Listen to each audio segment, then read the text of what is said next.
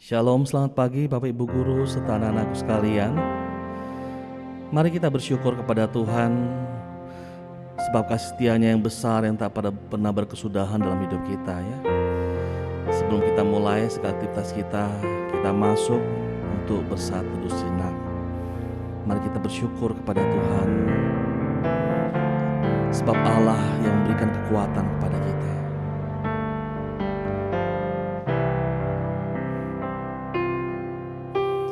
Tiada pernah ku ragukan kasih setiamu ya Tuhan.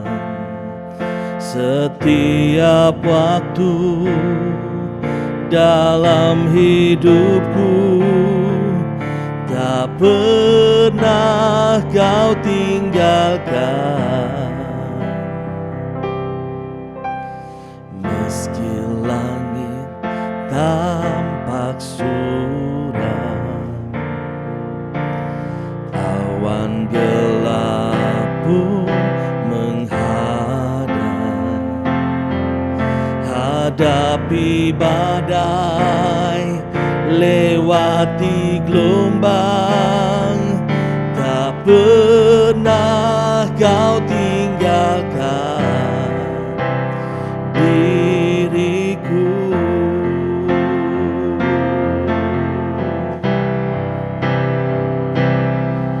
Walau 1000 rebah di sisiku,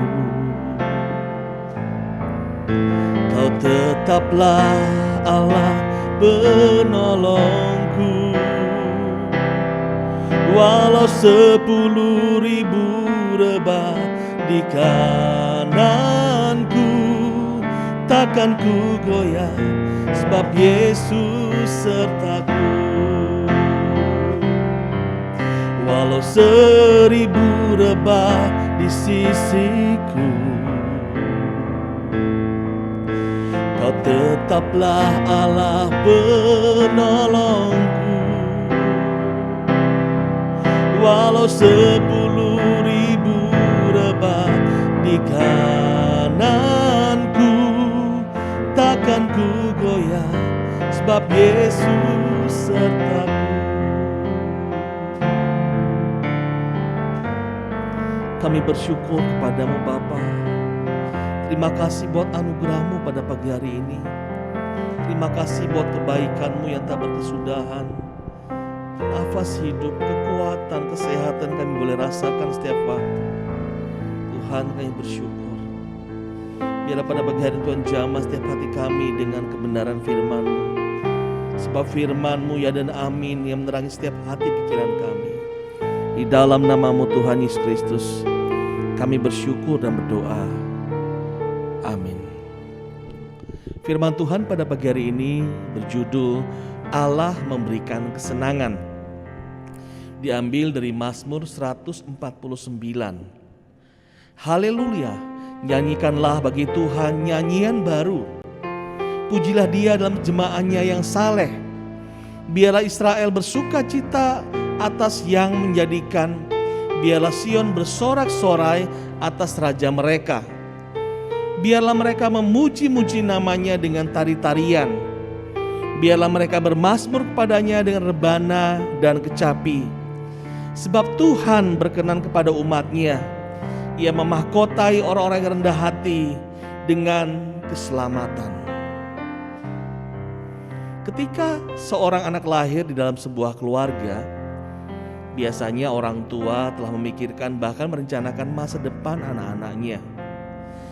Di balik rencana dan pikiran orang tua tersebut terdapat harapan yang besar untuk kehidupan anaknya di masa yang akan datang. Ketika anak lahir dengan kondisi orang tua berhasil dalam bisnis, biasanya orang tua mempersiapkan anaknya untuk juga menekuni bisnis yang dilakukannya. Tujuannya agar kelak bisa melanjutkan bisnis orang tua tersebut.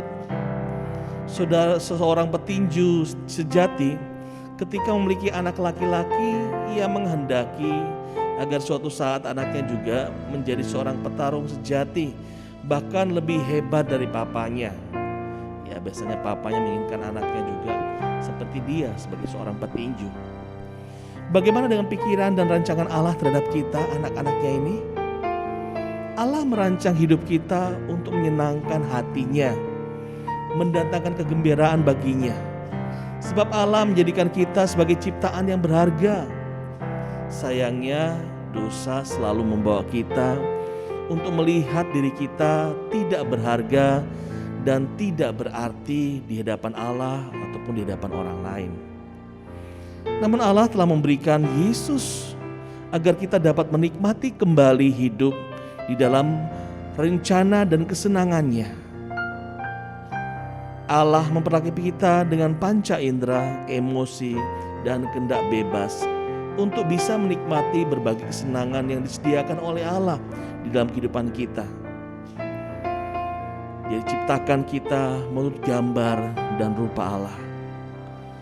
Untuk hidup menyembahnya, menikmati persekutuan dengannya, dekat dengannya, bahkan kita menikmati hari-hari yang selalu ada di dalam pemeliharaannya.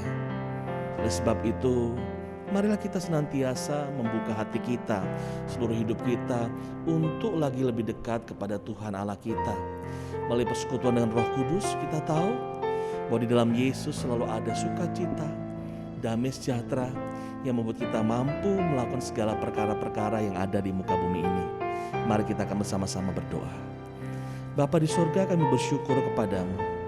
Ajar kami senantiasa memuliakan nama-Mu.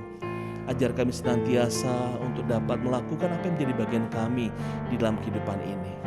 Tuhan Yesus, Kau berkati setiap pendengaran kami, hati pikiran kami, agar kami boleh selaras dengan kehendak-Mu. Di dalam nama-Mu Tuhan Yesus Kristus, kami bersyukur dan berdoa. Amin. Selamat pagi, Tuhan memberkati kita semua. Amin.